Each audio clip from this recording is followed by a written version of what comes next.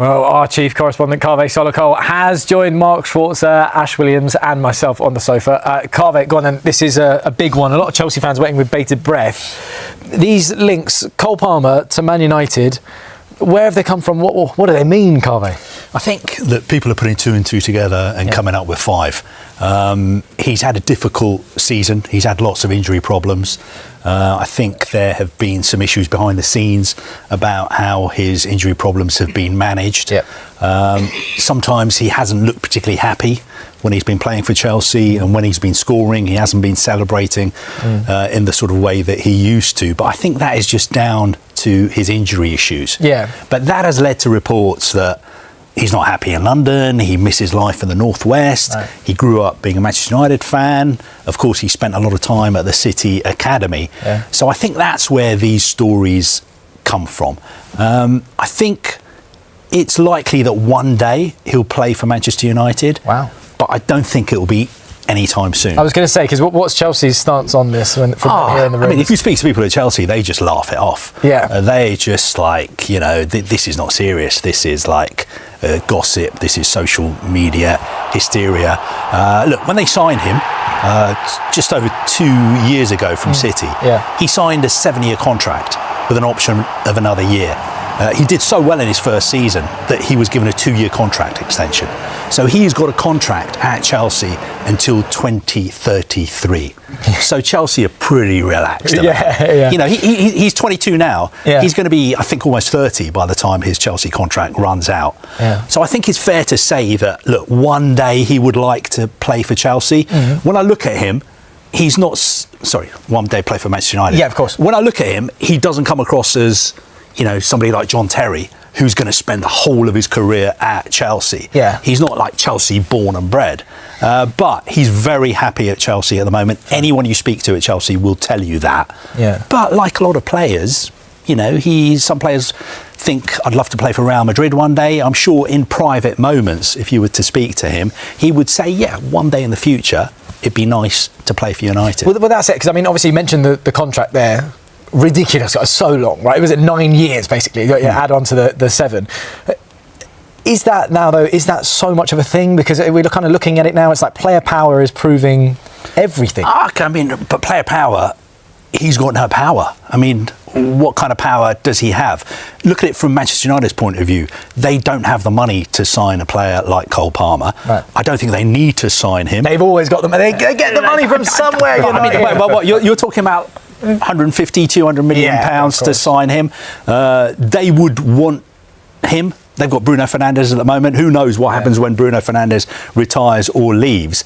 I just think people are getting a little bit carried away, just down to the fact that he's been a little bit unhappy because of his injury issues, and the fact that it's common knowledge that he is a Manchester United fan. But just because you're a Manchester United fan doesn't mean you're going to end up playing for them, no matter how good you are. Ash, what do you reckon? I said the same thing in the week. I had a feeling that this started as a rumour, probably in the Northwest somewhere, and just snowballed into what it is. I can't see it in a million years now happening at all. Why would Chelsea do that? I don't think Manchester United can afford him. I just think that probably it started, and like you said, he's a Manchester United fan. People have assumed that he's not happy because he doesn't look very happy at the minute, which could be down to anything. Yeah. And where does he go? Right, he goes to Manchester United. I can't see it happening. I was just going to throw one thing out there, right? When I look at it, I look at Manchester United and I look at Chelsea, right? And I look at Chelsea and I think business. I look at Man United and I look at Ineos. If there is an asset that is wanted by one business or the other, surely there is a conversation to be had there in some way. Do you know what I mean, Mark? I think it all comes down to Cole Palmer himself, really. And if he is that unhappy, you never know with him because he kind of always looks unhappy. I don't know. I don't really. He's got that swagger. He's got something about him. Yeah, he sees interviews, everything else. I'm not sure. Yeah. He's a phenomenal player, and he's had an incredible early start to his career at Chelsea. The contract is the contract that keeps his value high. So I think you're right. I think the transactional element of it. Look, if Bruno Fernandes goes to Saudi Arabia for 100+ million, there's already a good part of that, is there for Manchester United to potentially look at someone like him if he were interested and up for it. But it's all speculation. I think Chelsea at this stage would be mad to try and to sell him. They certainly won't be looking to, but if the player comes knocking on the door saying, I'm desperately unhappy and I want to go, what do you do as a club? It's really hard. Yeah. Carve, there is one player that we want to know about. Chelsea looking at Jeremy Jacquet. What can you tell us about that situation? I think Chelsea are the kind of club now who actually like deadline day.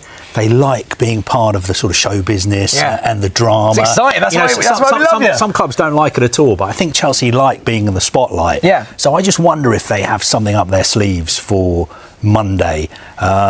Certainly they're trying to sign Jeremy Jacquet from Rennes. He's supposed to be the next big thing when it comes to young French defenders.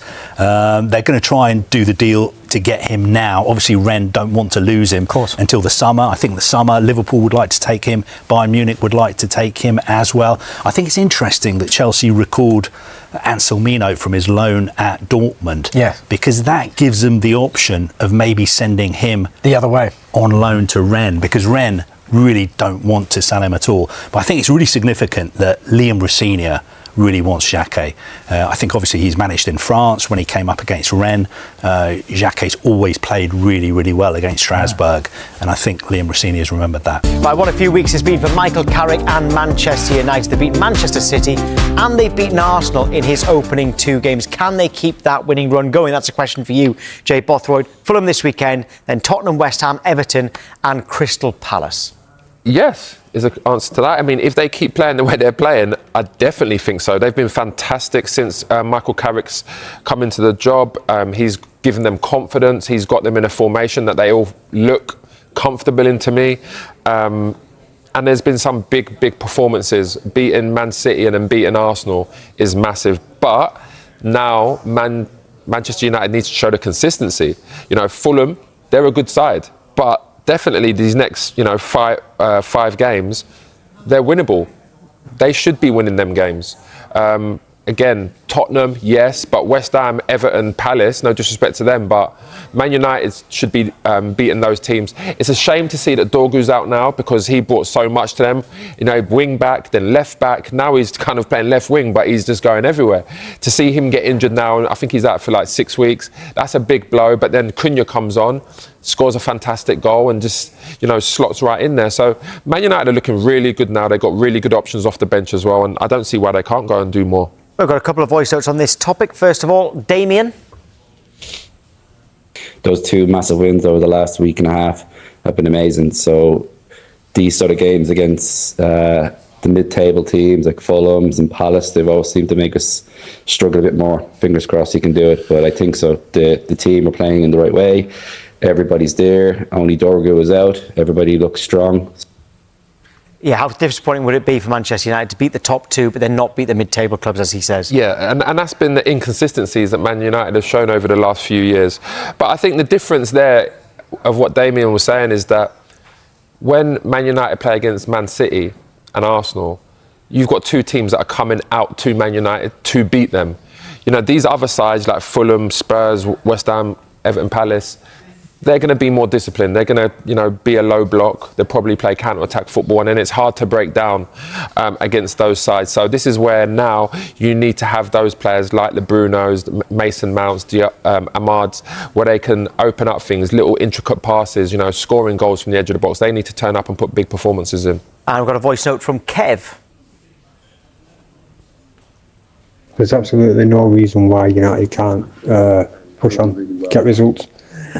Carrick's doing a decent job, and United have more than enough talent in their squad to finish top 4. Finish top 4, yeah. Manchester United fans certainly confident at the moment, far more than they were a few months ago. Let's get more on this now and cross to Manchester United supporter James MacDonald. Right, James, how long can you keep this winning run going?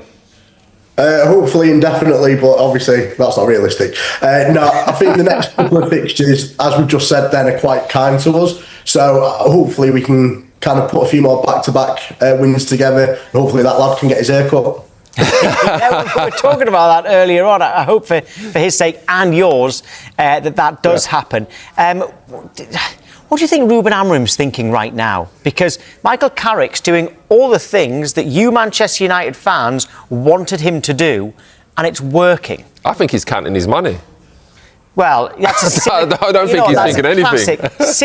Classic ex-footballer's view, that is. Fan view, James. Yours is more important on this one. It's better to cry in a Lamborghini, I suppose, isn't it? Exactly, James. But I think for footballing terms, he is quite a young manager, and I think he showed a little bit of naivety towards the league and towards the teams in the league. And I think hopefully he looks back at this and maybe at his next job he kind of isn't so proud and kind of potentially has a bit more flex with what he does with the lads on the training pitch. So the last 2 games you did go into it as underdogs, but you won them both. What's it going to be like going in as favourites for the next few games? Well, I think that this is kind of what United's biggest problem has been over the last couple of years. We take big scalps, and then with the so-called lesser teams, we get caught out a little bit. I think hopefully, though, we're still riding that new manager bounce. The excitement's there, and we'll be able to kind of apply the same way we played against City to these games. Okay. James, do you know Mbeumo's been playing as a striker? He looks like a real natural striker to me. He can come deep, he can go wide, he's running in behind, he finishes really well, very composed. Do you think that's his position for Man United in this Michael Carrick team? Well, I think, to be honest, a few weeks ago, I wouldn't have said so, but when you're watching him play, he just seems to adapt to every position he's in. But he's looking the real deal, and he's given us an alternative to Sesko in terms of how we're approaching that front three. Did you ever think that Manchester United fans would be panicking about an injury to Dorgu? No, I don't think we'd ever be panicking about it. He has been pretty good the last couple of games. Pretty good, James. To say the least. Pretty good. Come on, man. Give him some credit. Very good. Give him his flowers. Yeah, definitely give him his flowers. I said at the start of the season he'd probably be our one to watch for United. But I think he offered a really good balance with Ahmad going forward on either side of the pitch. But I think with him being injured, it's not up the end of the world. If you look at the formation that we're playing and the way we're playing, we've now got options on the bench. And Kuna coming in, he showed in the last 2 games against City and against Arsenal that he can play in that position and cause problems. I think the only issue is Dorgu obviously was up and down and he was quite defensive minded covering for Luke Shaw, and it's whether or not Kuna can kind of fill in that blank. But I see that in that performance. You know, I know he came on as a sub, but I did see him tracking back, getting up and down the field. He is young, he's very athletic still. And like you said, he's a threat. He's great at finishing when he's got a fantastic goal. I feel like Man United's squad is deep. I think you've got some really good options there. You've got youth in there. And it was great to see Mainu come back in there. And these last few games, he's been fantastic. He's showed composure. And it's exactly what Man United needs. Sometimes, you know, you need to control that tempo, and he's been doing that really well. Absolutely. I think he's been one of the standouts since Carrick's come in. And I think he's thriving with having a bit of an arm over his shoulder and saying, go on, go play in your natural position, I suppose.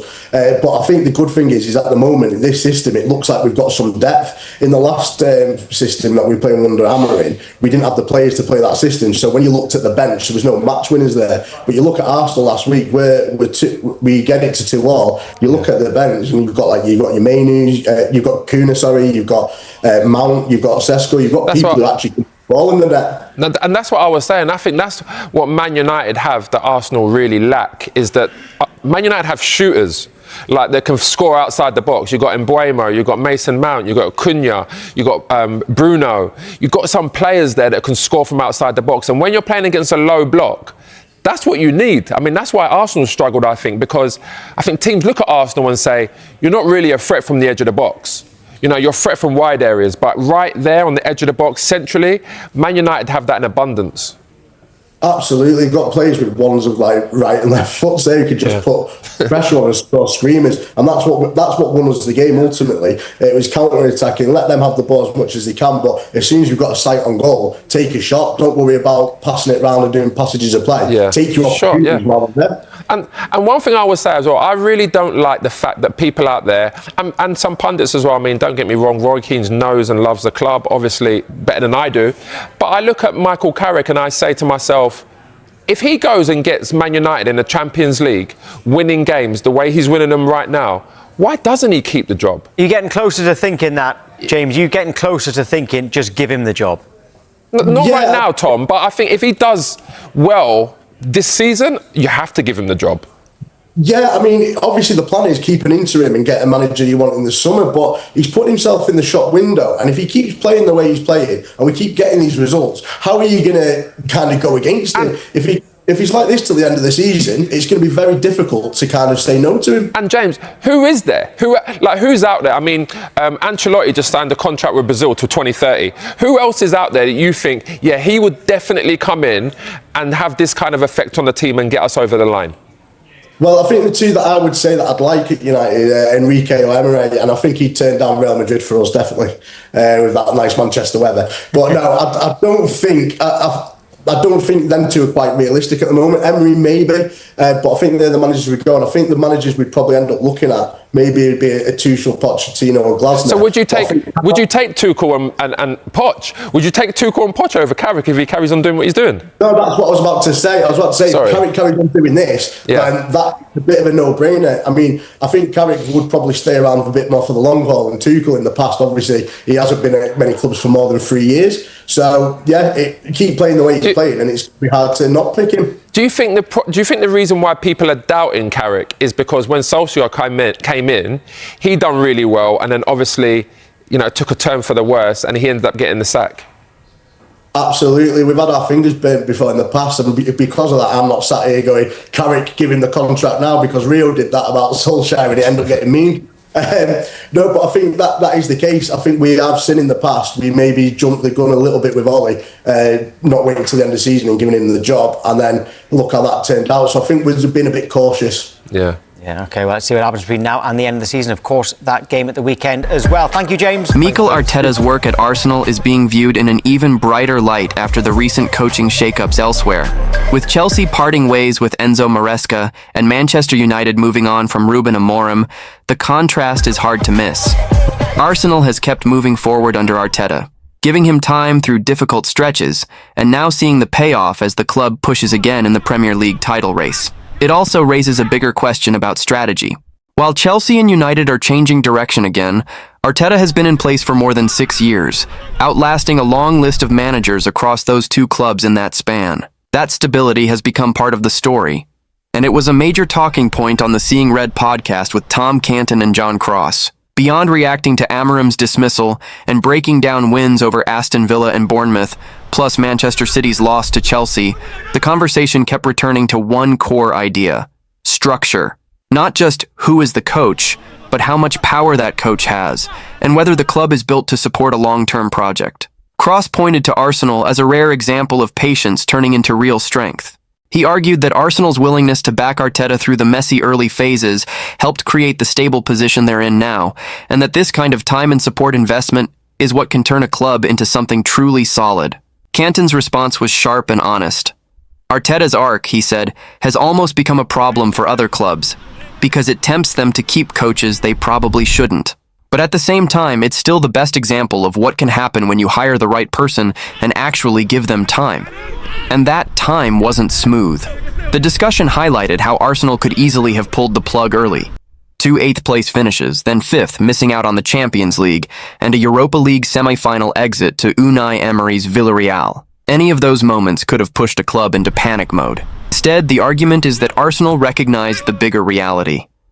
Arteta didn't have the resources to compete at the required level right away. The squad needed a rebuild. The roster needed to be refreshed. That's where the comparison to Chelsea and United becomes even more pointed. The podcast suggested that recruitment and decision-making structure are often what determine whether a coach survives. If signings don't land, results suffer. And if a coach doesn't have enough influence, or the club isn't aligned behind a clear plan, it becomes much easier for things to collapse. In other words, giving time only works if the coach is empowered to shape the team in a way that matches the vision. Cross also emphasized that Arteta's situation stood out because he pushed to be a true manager, not just a head coach. The idea is simple. Top coaches want a real say in the build, and they want the club to match what they were promised when they took the job. The discussion even pointed to how Arteta survived a low moment, like the home loss to Burnley, because the club stayed behind him.